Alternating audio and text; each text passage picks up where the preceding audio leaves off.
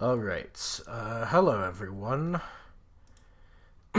This is going to be a bit of a less structured video, but, I just kind of figured I would make it, in case anyone was interested.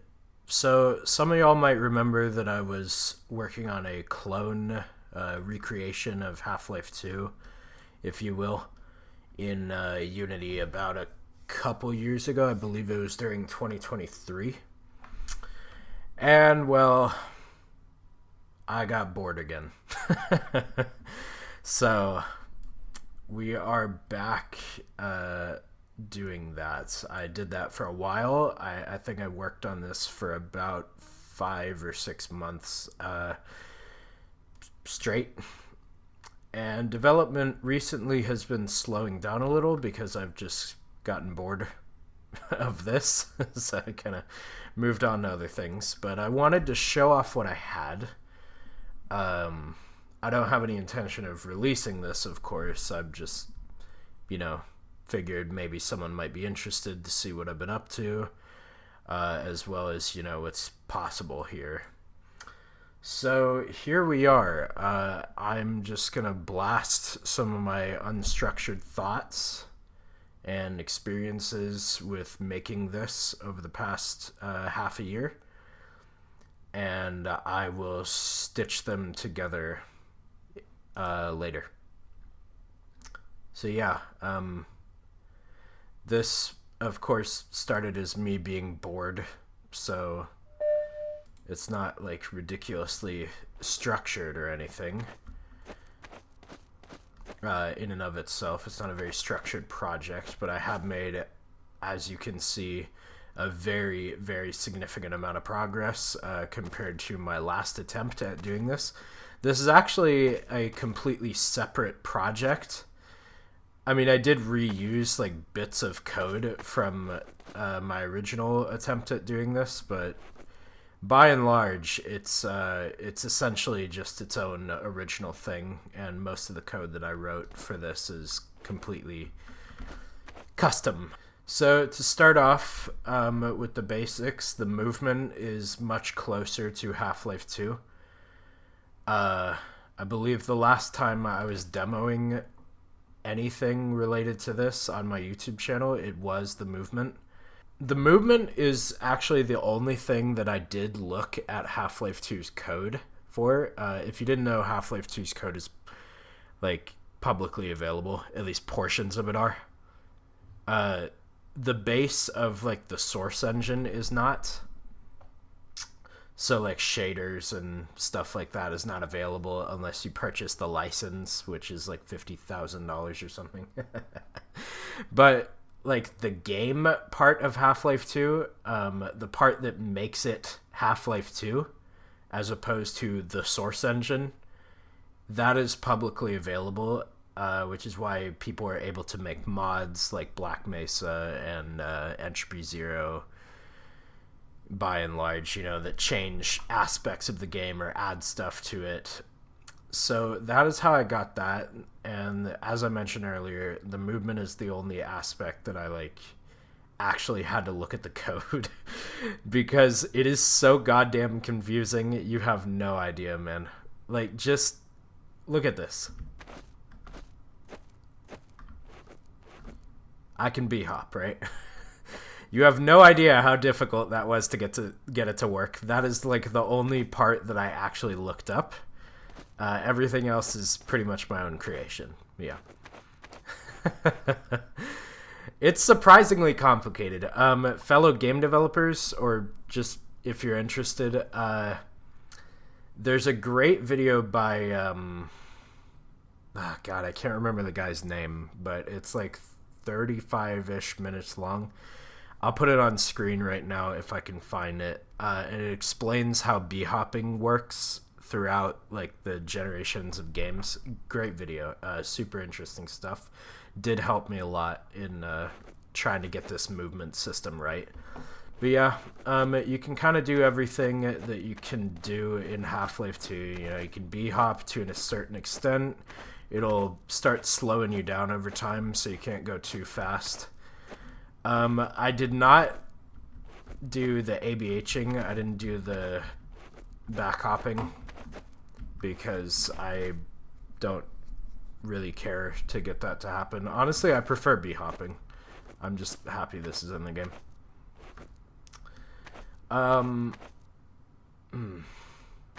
So yeah, in addition to B hopping, you can obviously crouch, jump, crouch. It'll kind of do the same thing as Half-Life 2, even down to like, see that? There are so many things I learned about my favorite game in creating this, by the way. Did you know the player actually crouches when they jump in Source Engine games that are unmodified? And that is why you get that weird like step up thing when you jump like this. That's crouching in the air. The system for Half-Life 2, and I checked this in the game, it actually automatically crouches you when you do this, when you just jump. And you can see that in my game. Also, info player start. I use that as the little thing to track the player. But if you go ahead and click the debug option here, and I'm just going to drag this over here. See that collider kind of thing? And how it jumps up, how it resizes like it does in Half-Life 2. If you went into third person, this probably looks familiar to you. How it like snaps up like that. That's actually what Half-Life 2 is doing. It's crouching in the air, regardless of whether the player crouches or not. And then if they're not pressing crouch, it's like detecting the ground. So that's where you get that step up from. It's actually just a crouch until you hit solid ground below you. Otherwise, you'd just like kind of knock into the thing, and it wouldn't be quite as smooth. So I found that interesting. I didn't really know that up until recently when I tried to implement it. I'm like, wow, that's a cool thing that they did. Oh, also, did you know Half-Life 2 actually has a walk? I did not know this, but well, I did know it because it's in the options menu, but I didn't realize that it was actually implemented. It does have a walk. If you notice, you press Alt. Oh, maybe not in this. Hold on. Yeah, I bound it to a different key because Alt in Unity is, in the editor, is kind of annoying. But you actually go slightly slower if you press the Alt key in Half-Life 2, and that's walking. I had no idea about that until very recently, so very cool, Valve. There's also sprinting, which, kind of brings up the bar. At the end of this bar, it'll stop sprinting, just as it does in the real game, which I think is pretty cool. And yeah, I think that's it. That's about it for movement, besides like no clip. I implemented no clip as well, just for funsies. It's easier to get around this like test world when I have no clip. I have that bound to X, which is the key that I normally use for it. There's some like miscellaneous movement things that I implemented somewhat recently. I think that was probably like a month ago that I did ladders. Works basically like Half-Life 2. It's a little bit different. It's not exact, but it is close-ish. I've been meaning to improve that whenever I get the chance. So something I struggled with a lot while I was developing this movement script, and this in particular is a note for like anyone who's doing game development in the future. Slopes are hell for like any type of controller, but I did eventually kind of figure it out. And now you kind of have smooth slope movement. If it gets too steep, you'll slide down, of course. Not be able to walk if it's not if it's too steep. You can't quite surf yet. I'm still figuring that out. But yeah, slopes were a really interesting challenge to solve. For the longest time, I would be having problems with sticking the player down on the slope, as well as and the slope direction. So like one of the problems that I faced, which you might notice in games like Subnautica, actually, I remember kind of seeing that problem in this game when you're on land. If you are walking up a slope, a lot of the tutorials that you kind of see on YouTube, it will tell you to have the movement direction project on a plane, which works in most cases, but if the slope ends up getting too steep, you will not get the intended effect of what this is doing, which is essentially just laying down the movement direction on the slope. It'll kind of start moving the player to the side if it's a bit too steep, right? And the way I finally fixed that, and thanks to this user on Reddit, I'll put him on, or not Reddit, the Unity discussions forum. The way I finally fixed this is this piece of code right here. And what it essentially does is rotate the movement direction towards being parallel with the slope. Yeah. And that finally fixed that problem. But I was still left over with the problem of kind of sticking the player down. A lot of the time, what you'll want is for players to kind of stick onto the slope, right? Like you want them to magnetize to the ground unless they've jumped off like that. And for the longest time, I was having a problem with that, not only in this game, but in a lot of the other games that I have worked on as well. And it turns out I already had kind of figured out the solution. I was just overcorrecting.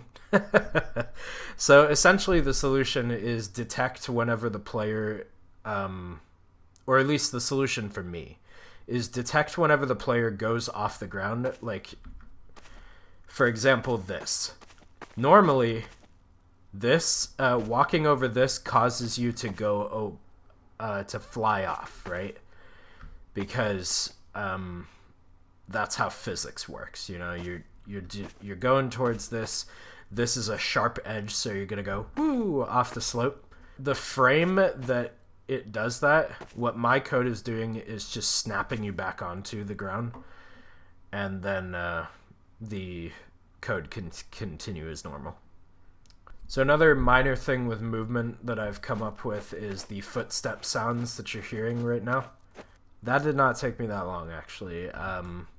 Essentially what I'm doing is I've tried to model what I've done off of source as much as possible, but in some cases like this, it's just not, it's not feasible for me. So what I've done instead of the surface properties system in source, which if you're a modder or a mapper for the source engine, you'll know that that material properties are attached to the material, which then determine the surface properties.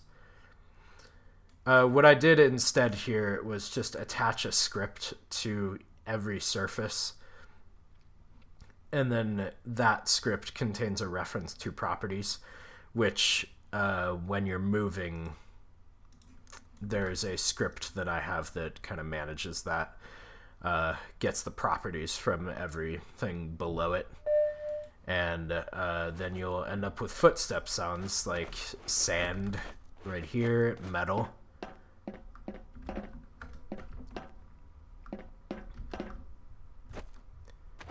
I think I have glass somewhere.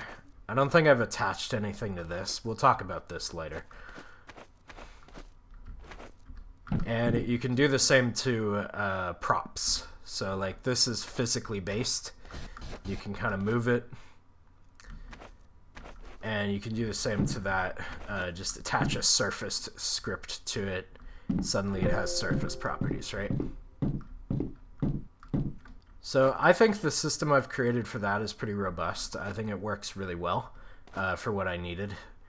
And it can even be applied to other things like the ladders, which also has a surface properties attached to it. As you can see here, it's just connected to the trigger for the ladder, which the movement script will handle once it is on a ladder. This is a metal ladder, but I could also attach a wooden surface property to it. There's the tile sound. I believe the water has a global kind of thing attached to it. So the water surface properties was not something I could like attach to the mesh really, without a lot of hardship. So what I opted to do instead was this scene info, or sorry, no. There's something you get spawned in. I forgot where it is. Right here, right here. This world info object contains some. It contains info about the Half-Life 2 world. It's just a prefab, and this contains the default surface property, as well as the water. And on top of that, also contains some like physics properties. These right here are masks that I use to distinguish between physics objects and what to calculate. I did forget to mention, one aspect of the movement script that I didn't do was stairs. You might have noticed that I used some clipping on here, so you go up smoothly on the stairs. Otherwise, what would happen is, of course, I turn this off, and yeah, we're not really we're not really ready there.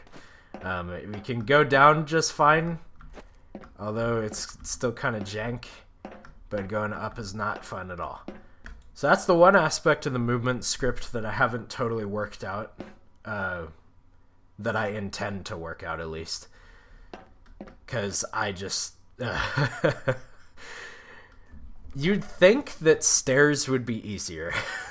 That's what I'll say about that. You would think that they would be easier to implement. They are not. They are actually quite difficult. And yeah, I probably won't be doing that anytime soon. So the next thing I implemented, if I remember correctly, was probably the UI. You can see the health down in the corner. Also, I should probably turn that off. That might be annoying y'all. Sorry about that. But if I go ahead and no-clip up into the sky, you die. Haven't worked out the fall damage totally yet. My bad. But the health does go up and down. So if I went ahead and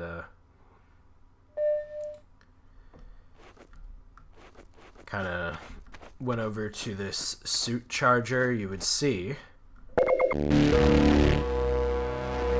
that it works and allows the thing to do what it's supposed to, which is very nice for me.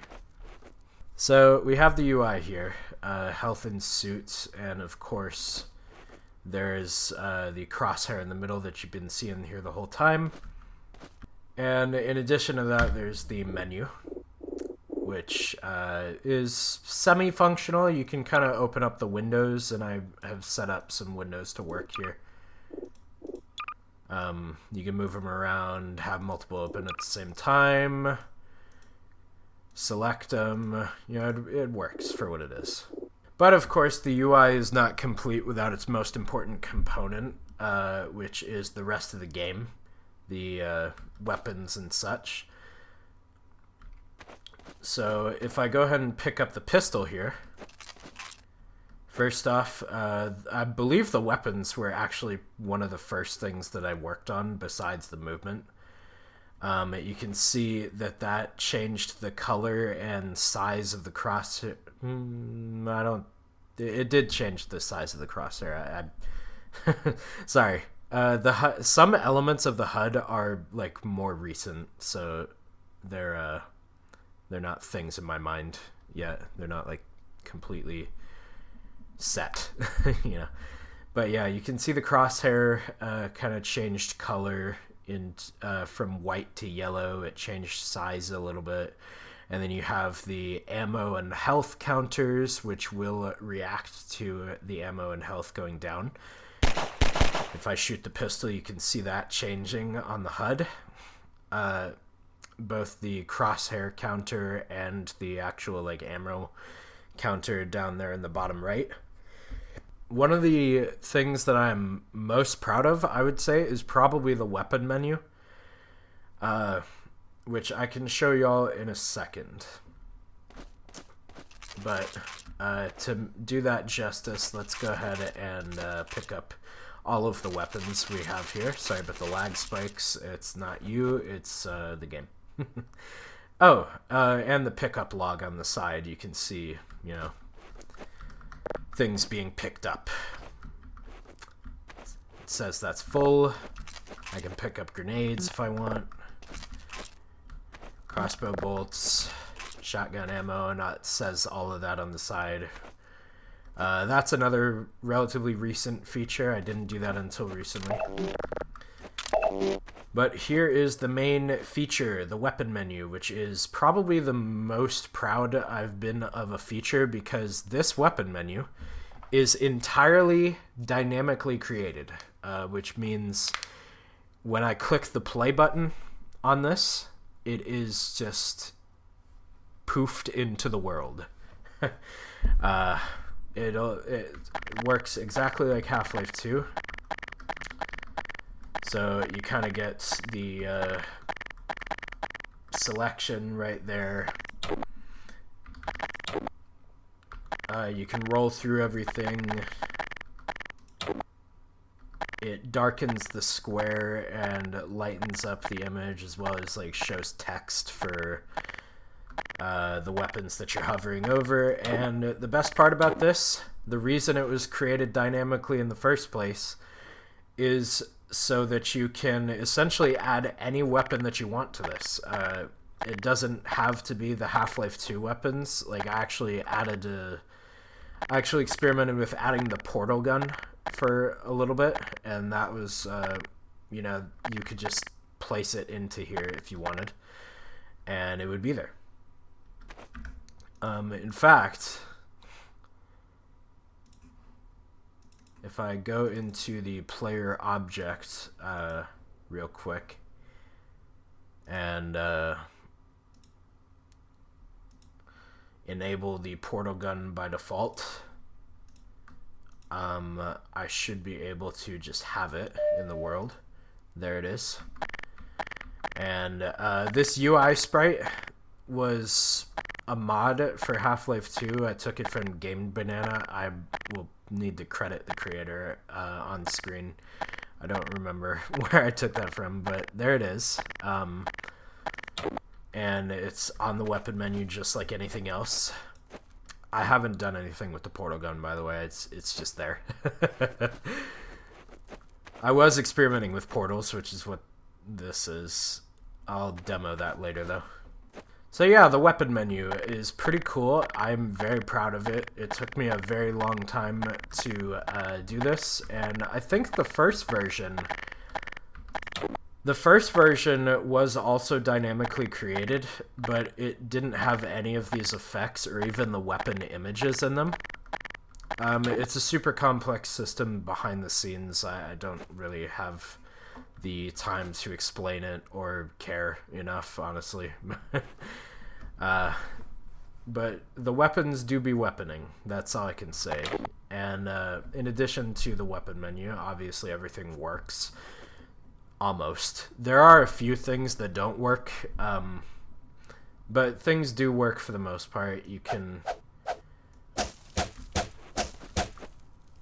go ahead and hit things with the crowbar. I did have to develop that decal system, which is probably not entirely correct. That's a concrete decal for the bullet hole on sand, which obviously shouldn't happen, but you know, you can do this. The boxes will break into their components just as they do in the game. The gravity gun is essentially working. It's missing some animations, but other than that, it does kind of do what it's supposed to do, as you can see here. Oh yeah, I haven't fixed that. I forgot about that, the spinning. Yeah, as you can see, the gravity gun kind of does its job. You can pick stuff up, you can drop it, you can punt it. You can punt it a little too far, I guess. I didn't realize it. It's been a while since I tuned the gravity gun, so I guess I'll need to fix that. The pistol, obviously, I showed a little bit of it earlier. Here it is again. You can spam click it. You can also hold to shoot, like in the game. Which that was difficult to figure out. It sort of works. Like everything else, it kind of needs some tuning before it feels exactly right, but it's pretty close. Sometimes the spam clicking will get fucked up because, like, how do you determine between spam clicking and holding to shoot? So that took me a while to figure out. The Magnum, same deal. It works. SMG. Still SMGing. It also has its grenade, which you can do this with. You already know that I had to implement grenade jumping. So yeah, that's fun. You can do that. You might have noticed that it doesn't do any damage right now. I haven't worked on it in a while. I'll need to do that at some point. But yeah, for now, I'm content for it to just kind of launch me. It's pretty fun. And then there's the pulse rifle.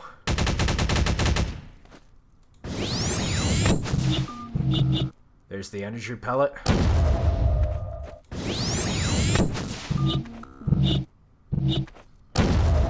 I did some work on effects for the energy pellet. I didn't like make it perfect or anything, but as you can see, it's all right, and it works, which is the important thing for me.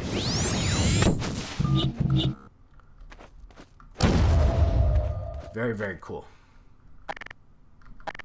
And of course, there's a shotgun, regular, double.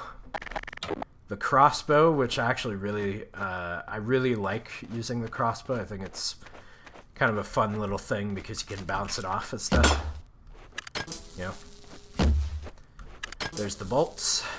It also has some zoom.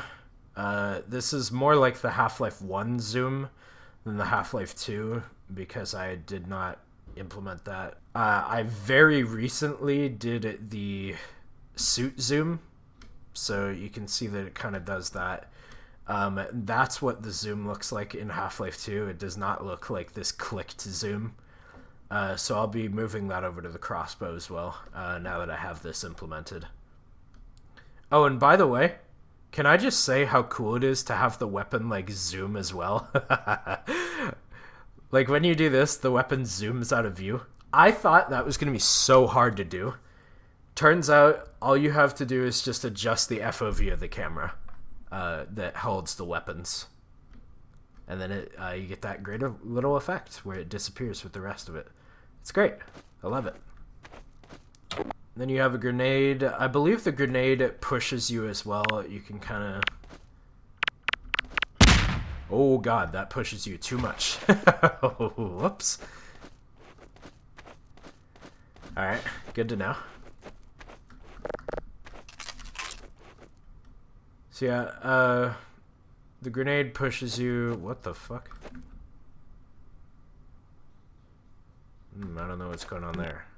Weird. The grenade will push you. It won't do any damage just yet because I found it more fun when it didn't do damage for testing purposes, and I don't have God mode in this, so... Well, I do have an equivalent of God mode, I guess. Anyways. The rocket launcher is the only weapon that is, like, actual dog shit. It doesn't really do anything right now, and it doesn't act the way that it's supposed to. Like, if I fire this off, first off, it's going to be really loud, so there's your sound warning, headphone users.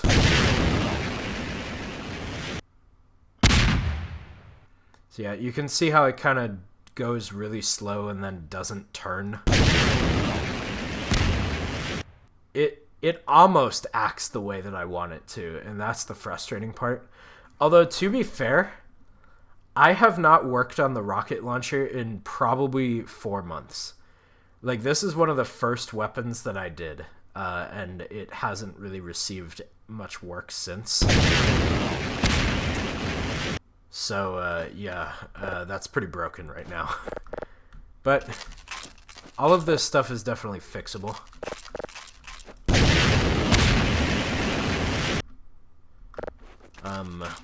Just a little bit of work that I'm actually planning on wrapping around to, again, very soon. So, very cool stuff. Oh, and of course there's the bug bait, which, you know, pretty self-explanatory. Little pod, you throw it, it looks cool. But I don't have ant lions right now, so it kind of doesn't do anything. So yeah, that's that.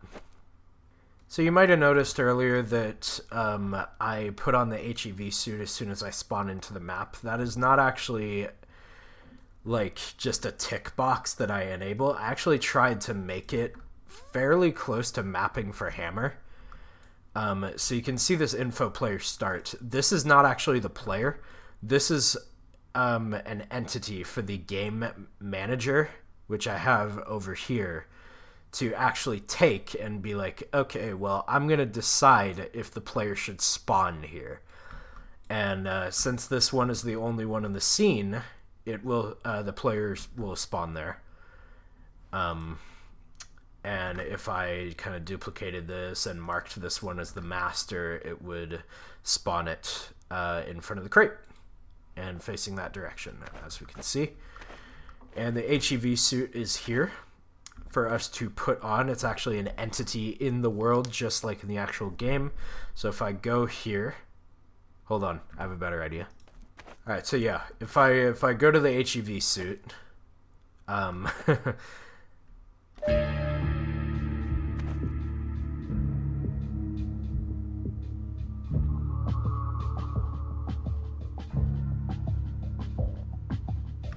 pretty cool, right? Yeah. I don't know about you guys, but that kind of stuff just makes me happy. You know, I having the ability to just create that and it works exactly as it does in the actual game. Something about that just it tickles my fancy. You know, I really like doing that. All right, so yeah, you'll see that that it has the whole like hand animation as well. Which is pretty cool. That actually works with the weapons as well. So what that means is if I picked up a weapon while I did that, it wouldn't just keep playing the hand animation on top of that. It would also just pick up the weapon and switch to that, which I could show you, but I'm too lazy, so nah. I did have a brief stint where I kind of worked on the chargers a while ago, which I did, for the most part, finish them. You know, they work as intended, except for, like, sometimes they round up or down. But yeah, I mean, if you kind of hurt yourself here, the suit will recharge. It plays the animation it's supposed to, and then makes the sound when it's been denied. A little caveat of this is that it doesn't actually make the full sound. I'm holding down E to do that, but if I just tap it, it doesn't actually make the full sound. It'll go. So, I'll have to fix that eventually, but like I know what the problem is. It's a lot of work. It's a lot of work to get that to work as intended, in a proper way. So if I go ahead and I just turned on a trigger to hurt me over here, you can see that did 40 damage to my health, and that takes me down to 20. Then we can use the health charger, which will do its thing. Don't mind this. I don't know what that is. The way the health charger actually works, like on the model, is kind of weird. But yeah, I mean, it also does what it's supposed to, you know. Charges the health. It is now out of health, which I can... if I wanted health, I could just go over here. I have the pickups. I can spawn more.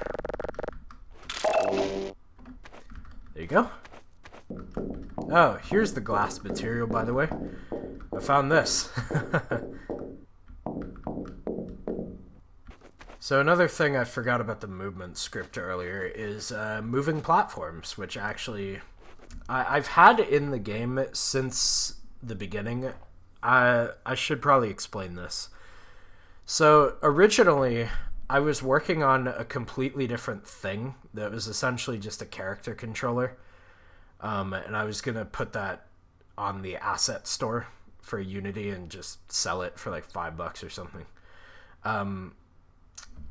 But it turned into Half-Life 2 because I wanted something to test that character controller and put it under like real world stress test, like someone was making a game for it. So I chose Half-Life 2, of course, and in there the moving platforms existed. So these moving platforms have been in here since the beginning, but I only just now figured out how to get them to work the way they do in Half-Life. Which, if you have ever been on a moving platform in Half-Life or Half-Life 2, you will know that your camera turns with it. And for the longest time, I could not figure out how the fuck to do that. But probably a month ago, I recently figured it out, and now it works perfect. Your camera will turn with the platform. It'll just kind of fly and have a good time, you know? This is some good shit. I'm very, very happy with this. If you develop games or do anything creative like this, I'm betting other people experience this as well, which is like the eureka moment. When you finally get something to work the way you want it to, and it's just like, it feels so not out of place anymore. It's like when I first got the weapon menu to work, that's how I felt. Like, man, this is exactly how I wanted it to be. That's how it felt with the moving platforms as well. It finally acted the way I wanted it to, because before it basically just looked like this. Yeah, it basically just looked like, oh shit, I'm looking the same way, oh god. Yeah, I'm really glad I figured that out.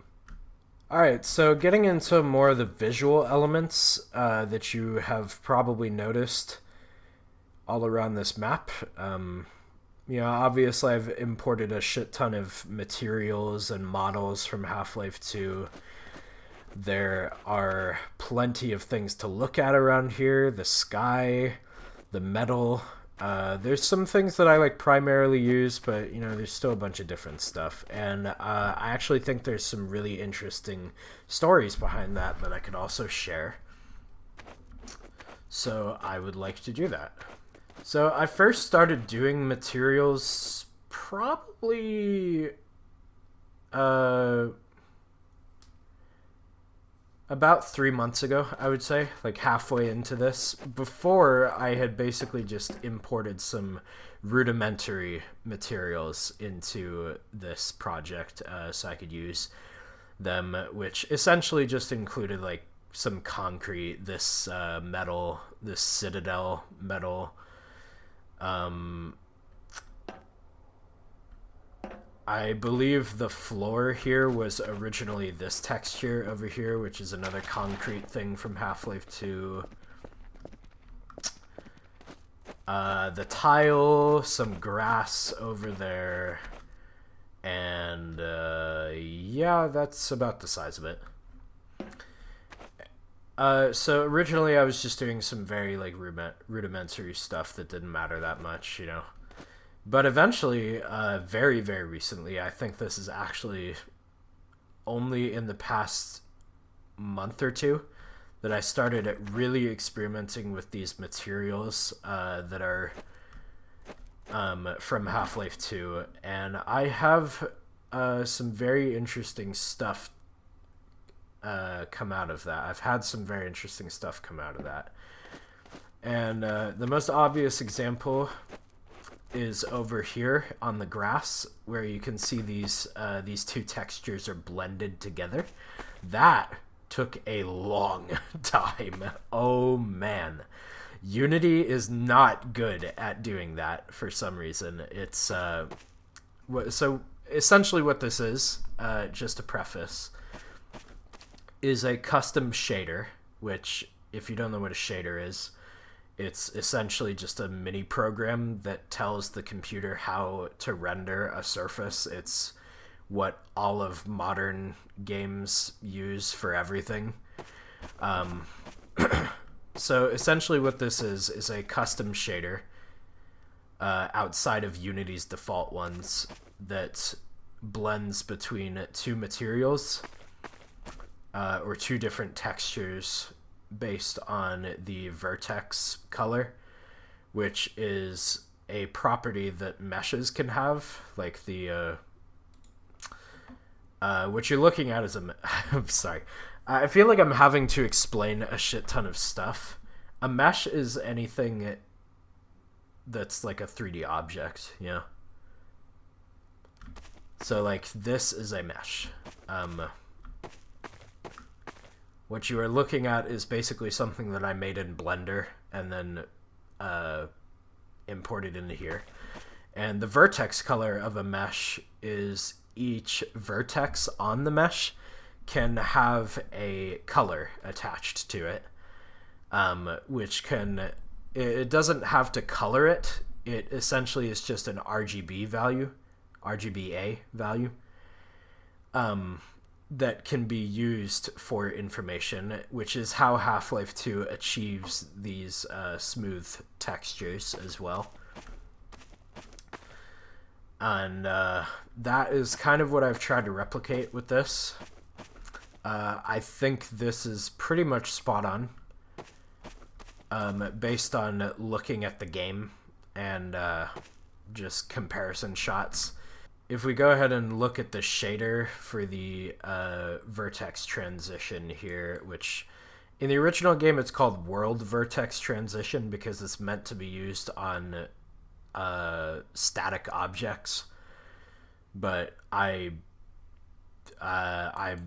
think it's fine to use it on dynamic ones if I need to, so I just called it Vertex Transition. But if we look at the shader here, you know, I actually don't care to explain this right now. I changed my mind, but, you know, feel free to just kind of... This one is far less interesting, which is why I don't care to explain it.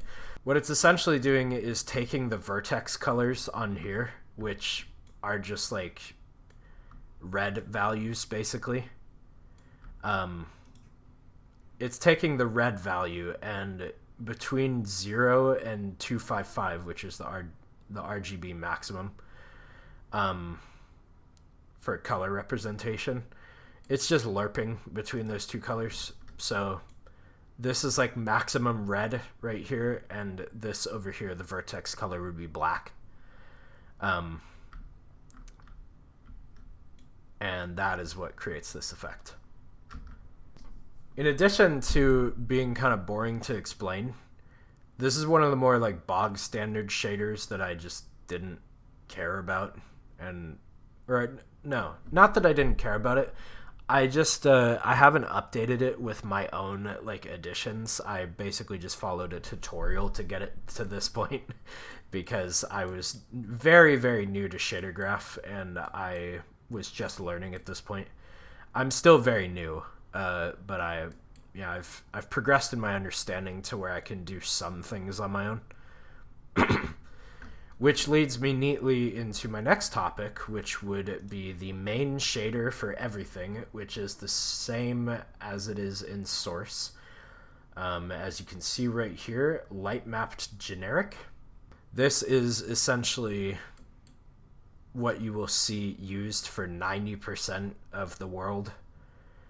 It includes stuff like the base texture. So what the base texture is essentially just the color of the image. Yeah, it is the image that is pasted onto the surface. So in the shader, the next thing you'll have over the base texture is the detail texture, which you may not have noticed if you are not a modder. But essentially what the detail texture is these things. This like little noise on it, the kind of rough stuff. If I set that to 0, you'll see the image kind of looks a lot more flat. It looks a lot less detailed, which is why it's called the detail texture. So if I bring that back, you'll get a lot of extra like pop to the material. And with Half-Life 2, that tends to apply everywhere. I don't think I've seen a single material where I've gone through Half-Life 2 where it hasn't applied everywhere. So it even applies like over the windows, even though those might not be scratched up normally. The detail texture took me the longest to figure out here because I wasn't sure exactly what the algorithm was, nor do I have access to the shader code or really want to have that because it would be illegal. But I'm just going to walk you through what I did to solve this problem. So essentially how the detail texture works is there is a texture in and of itself, which is just that noise that you see right here. It has it laid out on an image, which is this noise detail _01. Then it goes through the tiling and offset, which is essentially just how it's displayed on the material. If I increase the tiling, it'll get kind of squished. If I decrease it, it'll get stretched. That kind of thing. And the offset is pretty self-explanatory. It's just kind of scrolls it. So that's that first part. Then it gets sampled into color values, which then get put into a blend with the base texture from down here. That blend just makes it so that it's a smooth transition between the two.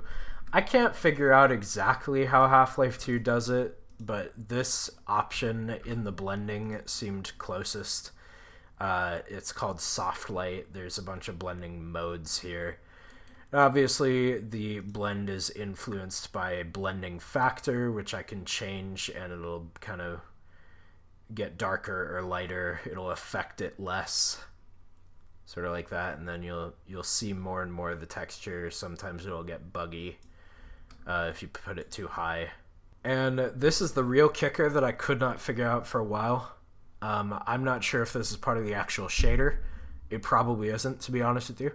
But this blend factor in my version is also adding basically the color back to the blend, because if you blend I found that if you blend this, what it will actually do is darken the image, which you don't see in Half-Life 2. So this remains the same level of bright, pretty much. It's relatively close. Whereas if I removed that, if I went ahead and deleted this add and just did that, you can see how the image is dramatically darker. And that was the thing that took me the longest to solve. I could not for the life of me figure that out. until I just kind of lucked into the solution. So that's the method I'm using for the detail texture right now. The rest of it is pretty self-explanatory. I would say this is a normal map, which essentially just, it creates depth. That's really the best way to explain it. So if I went and put this very noisy brick texture onto this, the normal map is the thing that's making it look like it actually is reacting to the light, as opposed to if I remove the normal map, you can see that kind of doesn't look as good. It doesn't look like it actually is 3D at all. It just kind of looks flat, you know? So that's what the normal map is doing. And that is essentially the exact setup that Unity is using, so I didn't need to really change that much for that. Now this one, the smoothness, again, kind of the same thing. It's not really it's not really any different to the default Unity stuff. You basically just have an image that you put in here and it samples it. This is where it kind of gets different for me, which is the base alpha is roughness. If you are a modder for source, you will recognize this parameter as base alpha mvmap mask. It does the same thing, but essentially I just set that up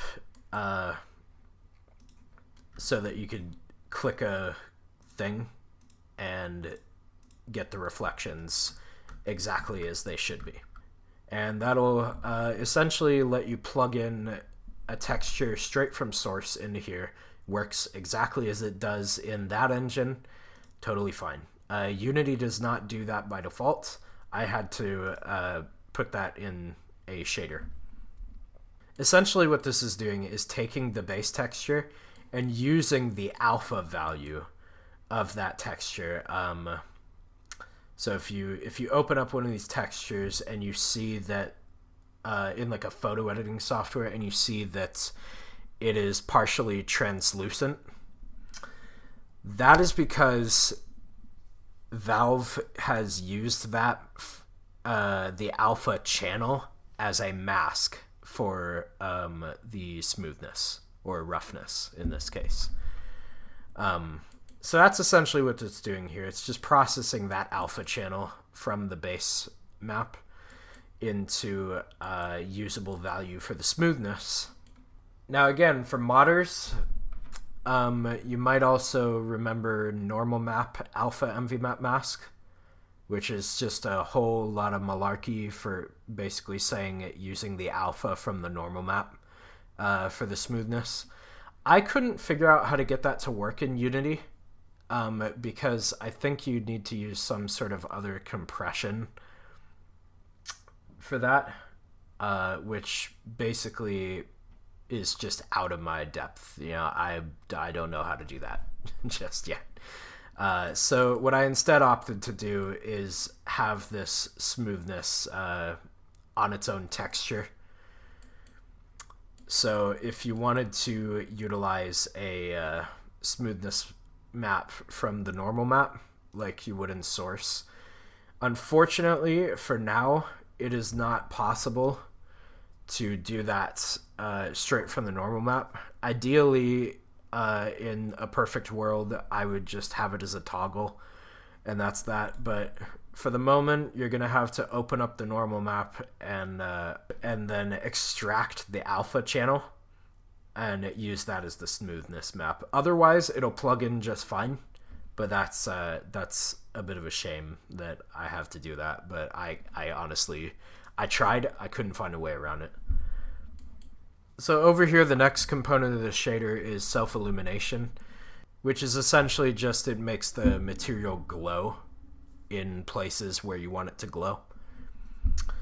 Unity does not use the self-illumination method. What Unity does is actually give you finer tuned control over emission, which also gives you control over the light color that is being put out by the material.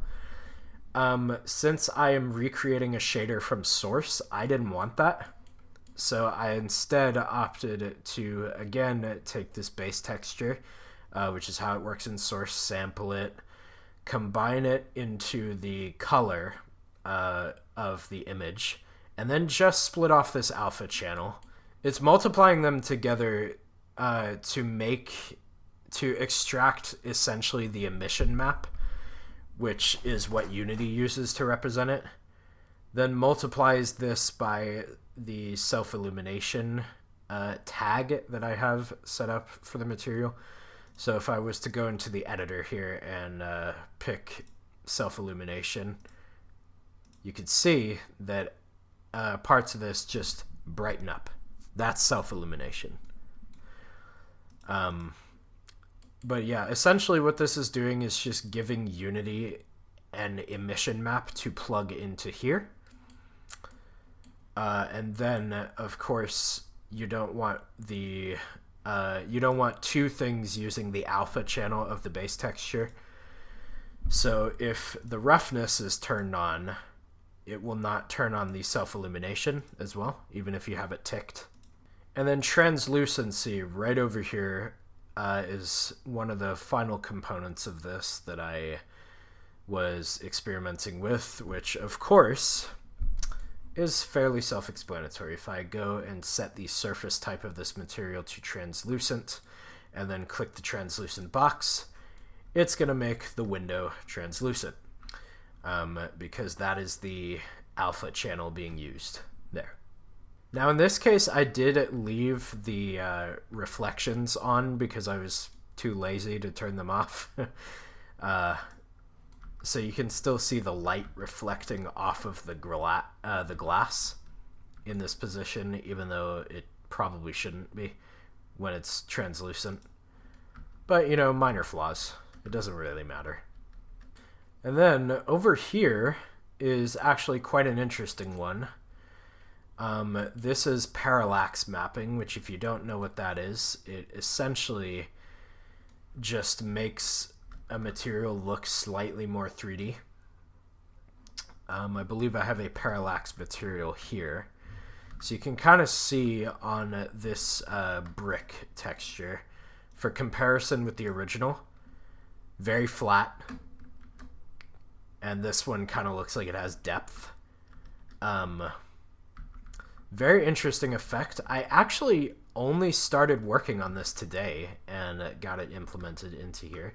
What's essentially happening is it's shifting the image of the texture on the plane so that it looks 3D and it's like covering other parts of itself, but it's actually still just a 2D image, which I find incredibly interesting. I did see that the Source Engine has parallax mapping. If it's not broken, I'm not entirely sure. While I was looking through materials in Half-Life 2, I saw a couple had parallax mapping on, but I couldn't find parallax maps for them. So I assume that it's either broken or that it's just not utilized for whatever reason. But I went ahead and added it as a feature to my stuff anyways, because why not? You know, it's cool. Yeah, I do think it works better on very heavily lit surfaces like this. If I go ahead and turn down the intensity here, you can, it's a bit more difficult to see that effect. I believe I had some other materials that also utilized this. There was a concrete one that I set up here. So here's the concrete one. You can see it kind of has the same effect, where it looks ever so slightly more 3D, like things are kind of moving on the image. And this is obviously a very simple effect. I didn't really have to do much. There are like 4 nodes here. There is a more complex version of parallax mapping. It's called parallax occlusion mapping, which I did not bother to set up because frankly, Source didn't have it, so as far as I care, that's out of scope for this project. unless I find it interesting enough to go ahead and make it. But right now, nah. So yeah, that's pretty much the entirety of my light mapped generic shader. It's not totally done yet. There are some things I could add, some things I could do better, particularly in the detail texture. And of course, you know, if there are any other Unity developers, I'm open to suggestions as to optimization here. I don't know if you can see the whole thing or if I've analyzed it well enough for y'all, but I'm assuming some of y'all will know what it means and be able to kind of suggest for me. So as I said, the shader creation is very new to me.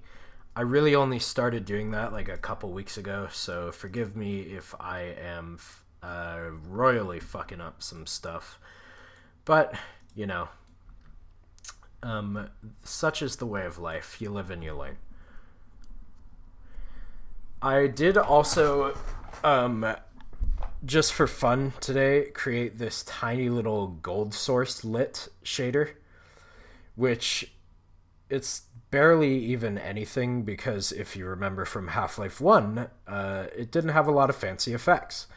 So this is a texture from Half-Life 1, and the shader here is essentially just taking the image and putting it straight into the color here. That's all it is. Plus there's these two things, which were also included in the light map generic shader, but they're not exposed here since Half-Life 1 did not ever have specular highlights or environment reflections. So I don't even bother giving the user like an option to toggle them here. I just permanently turn them off. I don't think that Unity expects you to turn these off, but I do think that in order to get the effect that I'm going for, I kind of need them off. Source is very old, as you understand if you're watching this. And that means that I kind of have to take some backwards pathways in order to get Unity to look like Source. Which means turning off kind of these modern day reflections and stuff. You can see this pretty much looks exactly like Half-Life 1 would if you were to go into that game and increase the light map resolution on this particular texture. That is pretty much how it would look. So in Source, you're not going to get these like real-time reflections that you get from this. This is basically just some like testing that I've done, some cool stuff. And you have to admit, it does look cool, right? Like, I know not everyone is a huge fan of reflections, but man, I just love this. I love this particular like sand texture. It's straight out of Half-Life 2, and it's one of the most beautiful things that I've seen in a while. And I get to play with it with this light, which is pretty cool. And then, of course, there is the thing that you've probably been looking at the whole video. Just wondering, like, man, what's that? This is my magnum opus in terms of shaders. I absolutely love this refractive effect of the glass, and it is something that you might recognize from the Source performance tests from back in the day. So this utilizes some refraction, which is how you can kind of see through the glass, and it basically acts just like Source does. Source had a refractive effect, which you might have seen from stuff like the Citadel, water refracts in Half-Life 2. So anyways, here is the refract shader. I essentially followed word for word up until the end of a tutorial, which I can put up on screen right now. I can put it in one of the cards if y'all want to follow that for your own game development ambitions. I don't understand. I don't totally understand what I created, honestly. I mean, I do, but like it's hard for me to explain. There are a couple things that differ in my shader as opposed to the tutorial that I watched, which I added on my own. There is a dud VMAP, which essentially, from my understanding, and just before anyone gets mad at me for saying this, if I say something wrong, I could not find any information on how this worked, really. I basically had to extrapolate. But I think how it works is it essentially takes the same coordinates that the normal map is working with, which the shader, what it's doing is rendering to the screen everything else that isn't transparent, and then it takes that rendered image and then distorts it just by moving pixels. That's all it's doing, right? And in this case, it's distorting it around the normal map, but as a method of using cheaper refraction, you can also use a dud VMAP, which essentially just contains color values to shift the pixels manually. So that way you don't have to go through this fancy refraction function if you wanted to make a simple refract shader that doesn't include this at all. You could essentially do that. I just included both for like testing purposes. But if you go and select this material, take off the normal map, you can see that it kind of goes flat, and then you go ahead and break out this dud VMAP that Valve made, and it refracts a little again, you know? This is a much simpler refraction. It doesn't look as good because it isn't. Plus, we're missing the normal map, which you could also attach a normal map to this and not have it influence the refraction. But yeah, basically what this one is doing is just moving pixels around the screen. And you kind of get a fake refraction effect, which I think is pretty cool. So the other difference that I had with my version of this refraction shader is the actual texture. If you'll notice, I have this stained glass Gordon that Valve has so generously created.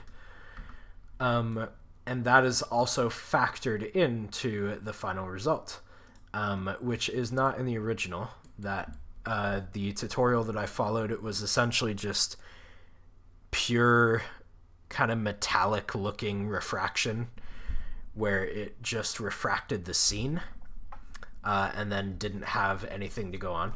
The way I have it set up, it also factors in this texture for the final result, so that way you get the pretty stained glass tint on top of everything else. And I think that is pretty cool personally. So some other miscellaneous things that I've been working on in the meantime, you can pick stuff up, you can move it. It doesn't work as well as in Half-Life 2 or exactly the same way, and honestly, I'm not sure if it ever will. But, you know, you can kind of put it behind stuff and it'll move back to the position. If you drop it, it'll kind of go in the same velocity, although not if you're moving it like this. I've been working on that, or I've tried several times to work on moving it and then it goes flying the way you were moving it. Not quite there yet, but you can pick it up. Yeah, it works. There are doors which I've created. Those work mostly how you would think they would, with a couple discrepancies. Like you can kind of see if I open and close this really fast. Oh no, that's just straight up broken. My bad. I was in the process of fixing a bug and I never bothered to fix it. Then I also created portals like you saw earlier. The camera on the portals is kind of broken. I haven't really gotten to being able to do that. But it does, you know, give you a vague approximation of what's on the other side of the portal for now. So it's good enough. You can walk through the portal. That works just fine. It will not work exactly like in Portal yet. I'm working on it, or I will at some point. But you do maintain your velocity, so if you wanted to just straight up walk through, then you can, and it won't feel like you It won't feel entirely like you teleported and then just got stuck for a second, which is a problem that I was having earlier in development. I was working on a barnacle at some point. I got the animation in, the idle animation, but that's about it. I will continue working on the barnacle elsewhere. Something I thought was pretty interesting was working on the lighting for Half-Life 2 like lighting. Half-Life 2 being as old as it is, the lighting is far cheaper than modern lighting approximations are.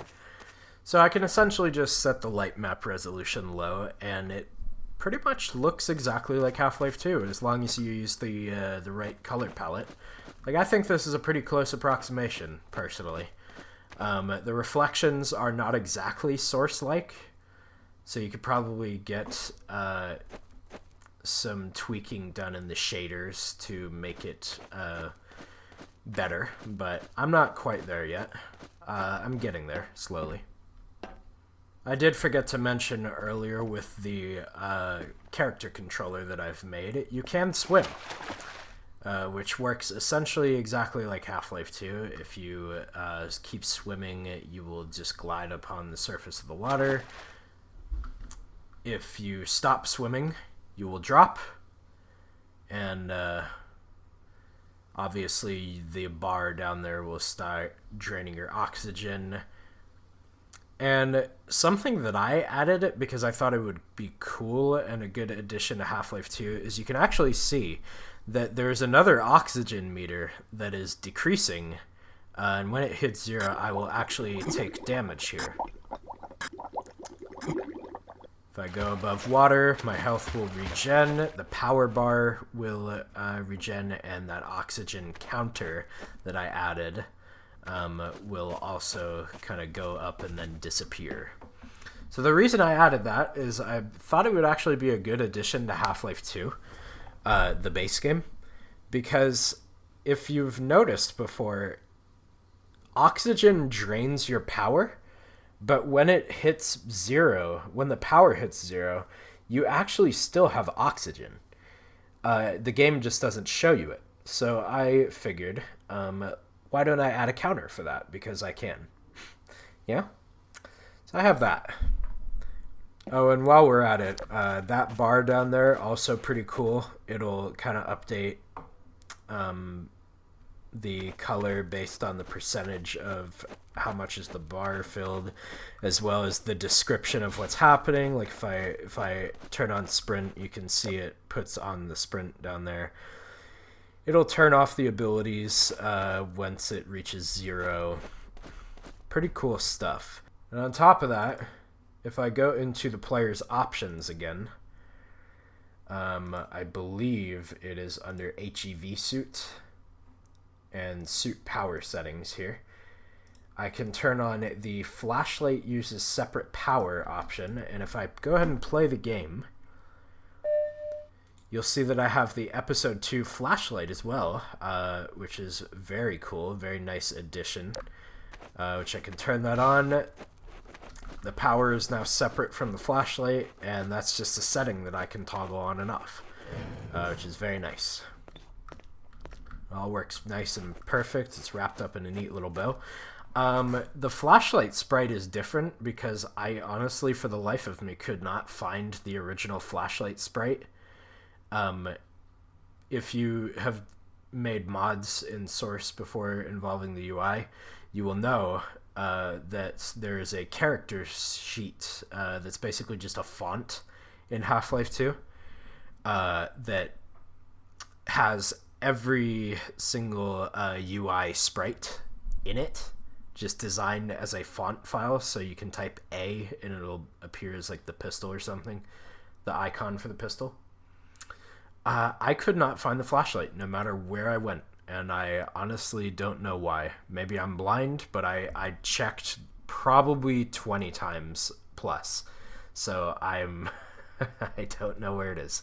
I don't know where it is in the files, but that just basically meant that I had to make my own, so I have my little janky flashlight sprite down there, and it works just fine. Once you get to the end here. The episode 2 flashlight actually lasts a very, very long time.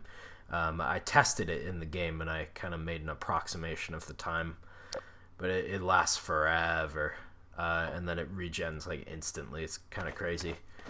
I should mention, just when you see the oxygen bar over here, the reason it's so high above the power, that's actually unrelated. If you'll remember from Half-Life 2, there is a neurotoxin kind of bar there in that position, which I was in the progress of adding, and I just kind of stopped. So, as for the future plans for this project, like I said at the beginning, this is kind of just something I did for fun in my free time. I'm not really planning on releasing this because it would be illegal. It's essentially just a recreation of an already existing intellectual property, so I'm definitely not releasing this. But I figured, you know, maybe someone might be interested in what's been going on with it, since a lot of people seem to be interested in the last time I posted something like this. So I just wanted to, you know, show you guys where the clone of Half-Life 2 is at. Future plans, like I said, not going to release, but yeah, I might add, I've been avoiding adding AI like the plague because it just seems super, super complex, and like I could do it, but it would take a really, really long time, and I've just been kind of coasting along with some smaller features in the meantime. I will probably get to adding like a head crab or, you know, combine soldier into here eventually, but right now I'm just kind of content with what I got, and I'll keep working on it, most likely. There's always the possibility that I get bored and then stop doing it. I'll keep working on it. We'll see where it goes, and I might post another update video whenever I feel like I have something new to show. There are some, probably some features that I missed in this thing, just for the record. Like, I didn't mention this view sway. Like, that's not an animation. That's actually my code doing that. I did my best to replicate Half-Life 2's kind of movement in that regard. I think it looks pretty good. It's not perfect, and it doesn't actually... It's frame rate dependent, so if you have a lower frame rate, it'll kind of look worse like this. Like if I set this to 40, you can see that it kind of fucks it up. Yeah. I'm not sure exactly what that's about. I've tried for many, many moons to fix that one. But yeah, there's probably some other features that I missed. I don't think I care like super much about it. You know, it's not like I'm like this is some sort of professional project that I'm keeping up with regularly. So yeah, this has been a breakdown of my recreation of Half-Life 2. I hope y'all found that interesting. I certainly did. It's been quite a trip making this. I've learned a hell of a lot about various different aspects of game development, even if I haven't actually made a game. You know, I basically just made a clone of something. This is what I enjoy doing. You know, so I'm glad I did it, and yeah, I'll see you guys next time. Also, the HUD can change colors. It makes everything super laggy when I put this rainbow effect on, but man, does it look so cool. Doesn't this look awesome? Look at this.